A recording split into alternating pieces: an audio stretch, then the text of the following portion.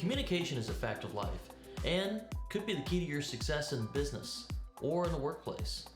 So today, I'm going to talk about how, according to a study, 33% of people in the workplace feel that they are not good communicators. That means 66% of people may not have understood the question. I don't know if that's true or not, but I'm going to get into a few tips and give you a few reasons why communication should be one of the most important things and how it could lead to your success in your future in either your business or in your professional life.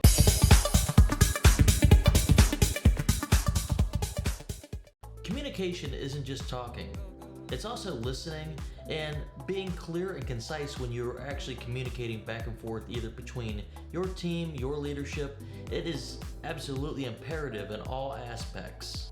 This week on my short, I featured a little video about how a request for someone to dress like a biker had gone horribly wrong. Essentially, one person had dressed like a bicyclist while the other one dressed like a motorcycle biker. And it's a little funny little video, but the point of that is it's showing that clear communication did not exist. And that could be huge for a multi-billion-dollar business or even a smaller business. So it really goes to show that being clear, being concise about the way you're communicating things can have large implications. Number one, written communication. Use the bluff methodology, bottom line up front. So for my first tip is for written communications, emails, any type of written communication.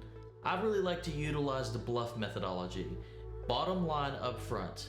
It really is an amazing way to be able to make a statement in your possibly long email at the very top and to clearly articulate to your team exactly what you want to do. It seems simple, but I know so many people that struggle with this in the professional world. And I think if you want to try this out, I'll show a quick little email on how that can be done. So featured here, we'll go into the email.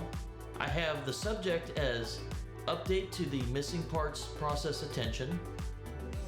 And in this email, up front, I clearly state we have a new process of identifying missing parts.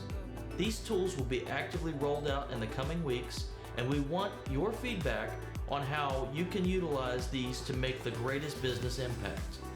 Named Project Missing Toys is critical to our future success and will be described in further detail at our next all hands meeting. And then with that, just quickly ending the email. And if you wanted to add additional details down below, that's perfectly fine, but it just quickly tells the person that we're going to implement a new tool, how this tool is going to impact the company, asking them, soliciting them for feedback, and then just ending the email. That way, when there actually is a all hands to actually discuss this, they can quickly identify if there's any other additional questions. And I think that's the best way to get a lot of the ambiguity out of emails and in the written communication. Number two, listening. Take notes and ask additional questions for clarity. For my second point, listening, I actually identified here a while back in this book, Effective Communication. It's another really good book review. Check that out. I was able to notice that it wasn't just about speaking better, being clearer in your emails. Listening is extremely important to be a good communicator. And it's something that I feel like most people, they think that they're okay at it, but really everyone always has room for improvement. And I think the listening aspect is probably one of the most undervalued aspects of communication. And I really enjoyed that book, and I already did that review a while back.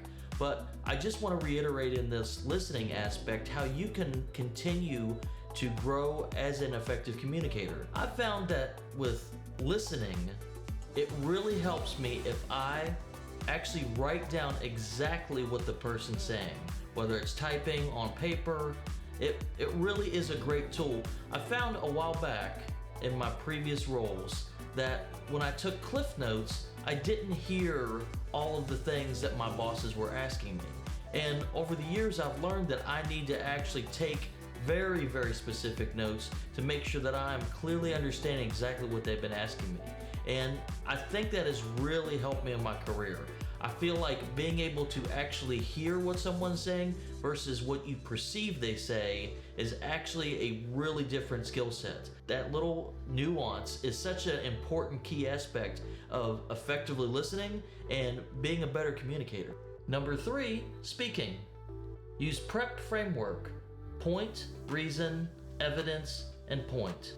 The final tip is using a framework called the PREP framework. It's points, reason, evidence, and point.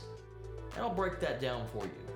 A lot of times when you're trying to explain things, people have a lot of questions, and when you're communicating with a large group sometimes, you really want to make sure that you're getting your point across.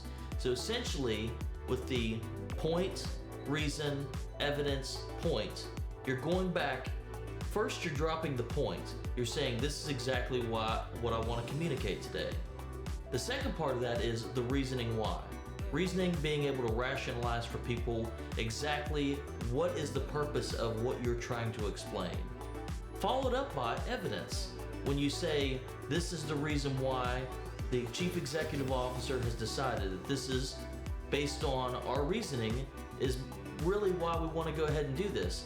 And then reiterating the point really makes it a complete sphere and just completely circling back to exactly why you wanted to do this in the first place. And I feel like when you're extremely poignant in the way you explain subjects like that, it leaves out all the ambiguity, and it really shows that you understand all the reasons and all the things and the reason why you're actually doing this in the first place. And I feel that it is a very effective tool to be successful in communicating from a speaking standpoint to your team. So we've covered all the different types of communication, whether it be written, listening, or speaking.